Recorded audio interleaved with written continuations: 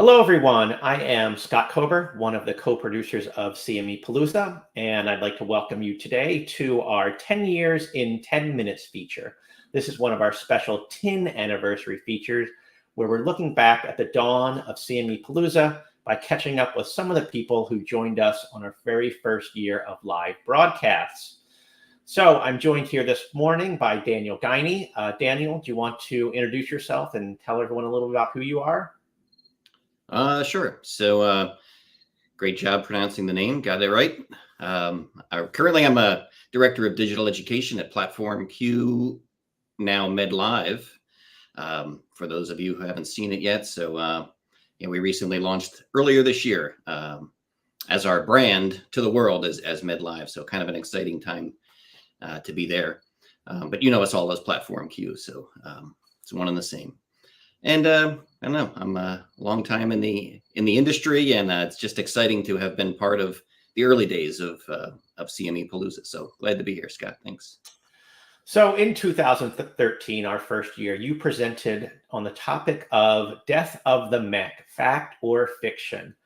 I know that was a topic I was particularly interested in because my medical education company employer had recently gone under. So that was sort of a topic that I had thrown out there initially. So what do you remember about that initial CME Palooza experience? So yeah, that was a great conversation and discussion. I remember there's kind of a lot of talk about that in other meetings and just kind of around the bar, let's say at the Alliance meeting. What was happening to the mech? Was there a place for it? Was there a continued role?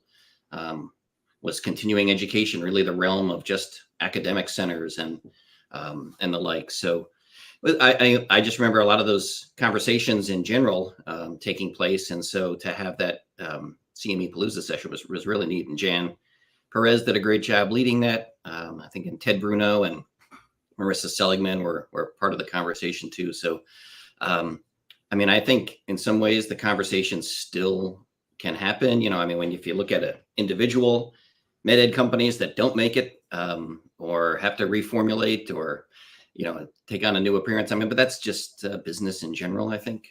I think overall the role and the place and the function of the medical education company is alive and well. And I'm pretty sure that was my position back then too. I did not go through and rewatch the whole session. But I do remember thinking at the time, there's absolutely a place for the med ed company. And I think a great thing is in the intervening 10 years or so, I think the role and the importance of the MEC in terms of what we can do to help deliver the value proposition of continuing education has really kind of blossomed and bloomed and come a long way. So I think maybe even more than ever, there's absolutely a place for the MEC in continuing education. How about from a technology perspective? Anything that you remember about kind of your initial foray into what was then the world of Google Hangouts on air? Yeah.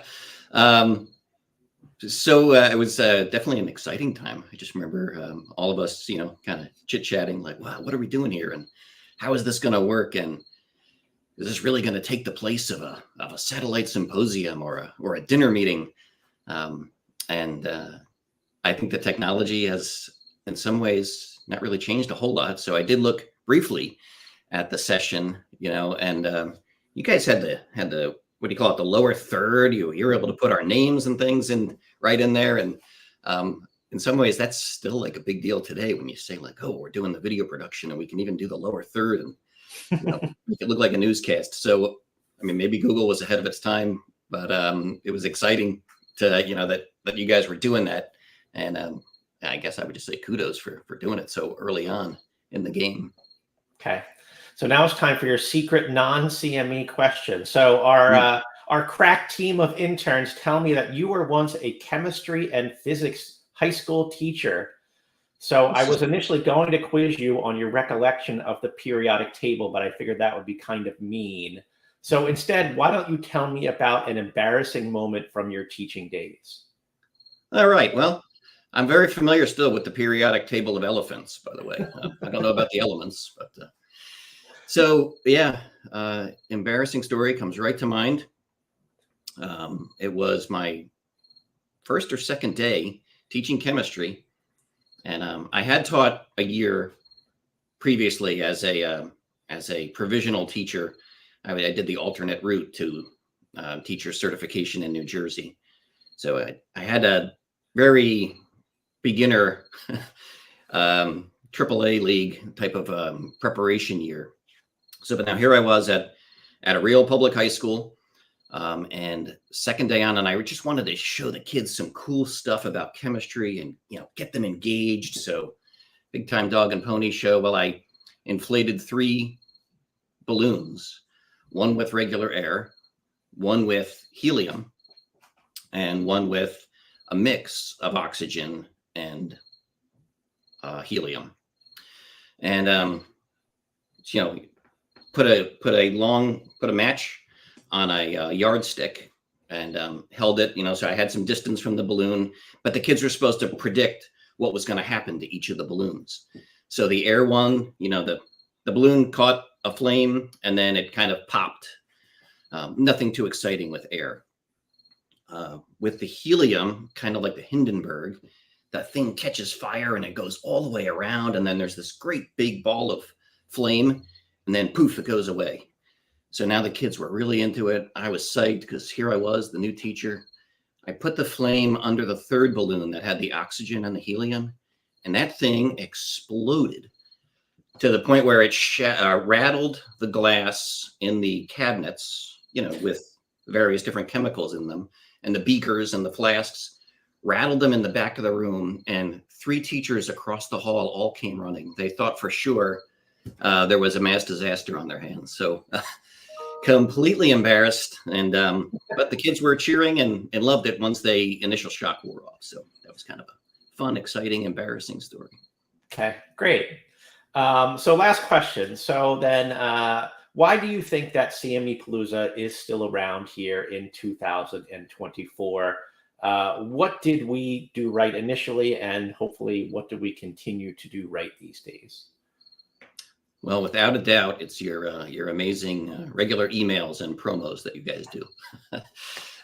That's for one. I mean, definitely a much more engaging, relevant way of interacting and communicating with folks. But I think overall, what I find most appealing about it is that there isn't kind of the pretentiousness of getting up in front of it. And then I think it's an important pretentiousness, but getting up in front of a room or having to do a formal presentation.